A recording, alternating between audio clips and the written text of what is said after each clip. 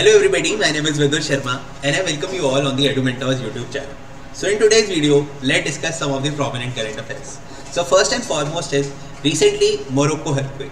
आपने देखा होगा मोरक्को के लिए ये साल बहुत ही इवेंटफुल रहा.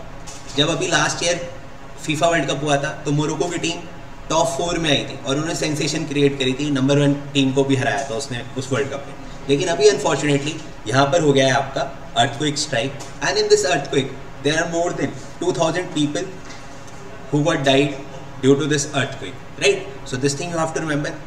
Important part about Morocco is, if you see this map, Morocco पहले French colony रहता था. It was a French colony.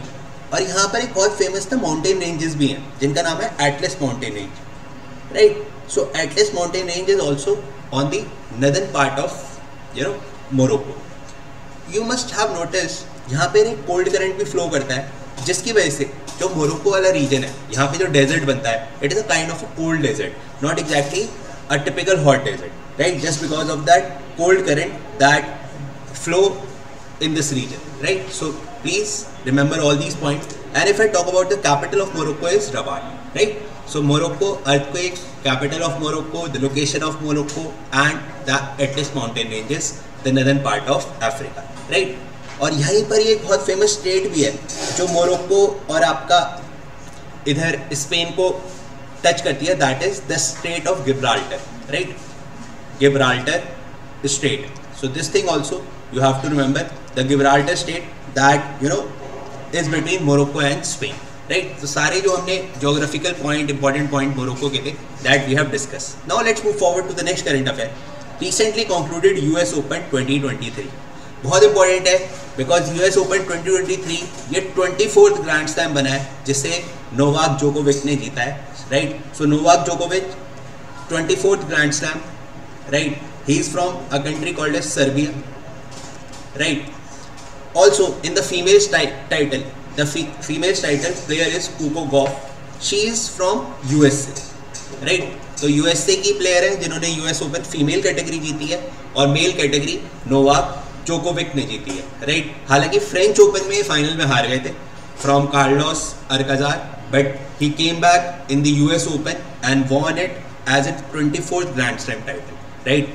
अभी अपने आप में एक इन्फ्लुएंशियल पर्सनालिटी है.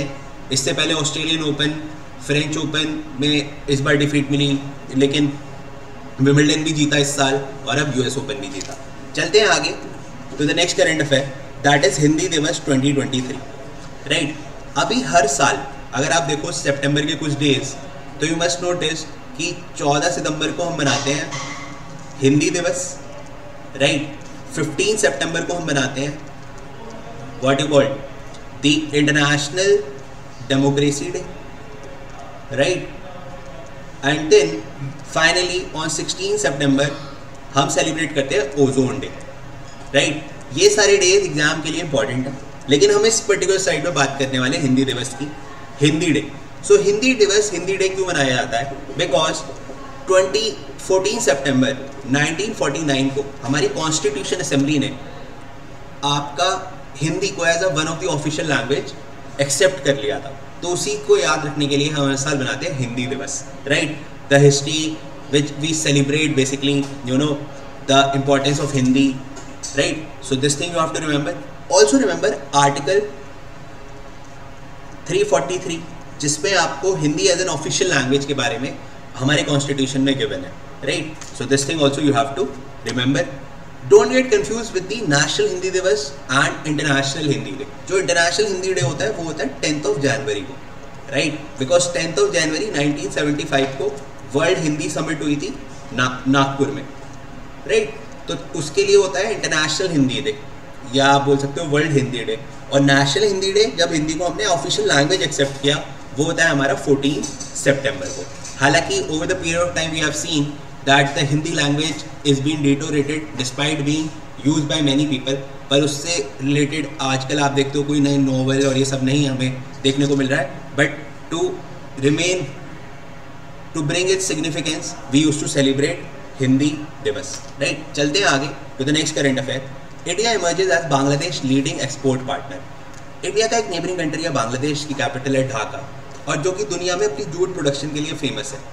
अभी recently the government has revealed that India has emerge one of the leading export partners of the Bangladesh.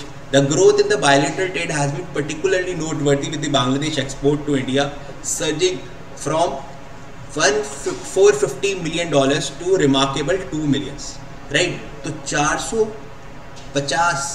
million से $2 billion तक का हमने एक्सपोर्ट बढ़ा दिया है, and this is a good thing. Right? Recently आपने देखा होगा इंडिया बांग्लादेश ने रेल लिंक्स भी बनाए हैं, right, from Agartala to Akhaura rail link project भी हमने रिसेंटली डिक्लेयर करा है। आपको ये पता होगा over the period of time जब से 1971 से बांग्लादेश इंडिपेंडेंट हुआ है, इंडिया के ओवर द पीरियड अच्छे ही रिलेशंस रहे हैं in the foreign circuit. Also you can see कि ये जो बॉर्डर लाइन है, right, in this map, if you see this border line, Bangladesh is a country जिसके साथ India longest land border, right, longest land border share करता है। इसी के साथ ये वाला जो रीजन है, this region is also known as the Sundarban delta, which is the world largest delta, जो कि गंगा और ब्रह्मपुत्र रिवर बनाती हैं, जो कि आपका मेजरली बांग्लादेश और इंडिया के वेस्ट बंगाल रीजन में आपका आता है, right. So all these points are very much important. Now let's move forward to the next current affair, that is steadfast defender. आपको पता है NATO, that is North Atlantic Treaty Organisation, इसने cold war से अब तक सबसे बड़ी largest military exercise conduct करी है, that is steadfast defender, which involve 500 to 700 air missions, 50+ ships and 41,000 troops का पार्टिसिपेशन है, राइट। तो ये इंपॉर्टेंट एक मिलिट्री एक्सरसाइज है, right.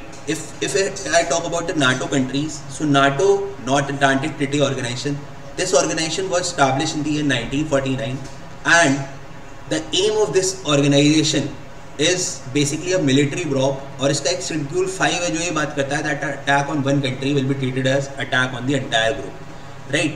So that's why over the period of time आपने देखा होगा कि अगर US पे भी अटैक है तो सारे NATO मेंबर्स उसके अगेंस्ट आपका वॉर कर देते हैं, बिकॉज का जो Schedule 5 है वो एक तरीके से एक कंबाइंड मिलिट्री अटैक की बात करता है। इसी के साथ साथ एक चीज़ और याद रखनी है, इसकी जो हेडक्वार्टर है that is in the country Belgium, right. Belgium की कैपिटल है ब्रुसेल्स, वहाँ पर इसका हेडक्वार्टर है। रिसेंटली आपका नाटो न्यूज़ में है because of Ukraine and Russia, because NATO want कि यूक्रेन उसका पार्टनर बन जाए and Russia obviously don't want, because जो ये नाटो ग्रुप बना था it was against the communist Russia. जितने भी कैपिटलिस्ट नेशन थे वो सब इकट्ठे होकर इन्होंने नाटो ग्रुप्स बनाया था, right. So these thing you have to remember. If anybody ask you that how many members are there, so currently there are 31 countries which are the part of the NATO. Do write in the comment section which is a recently appointed country in the NATO, कौन सा भी नया देश है जो NATO का इसी साल मेंबर बना है। So please write this in the comment section. So this is all I guess, I hope you like this session. See you soon in my next class. Till then stay blessed, good luck and have a nice day.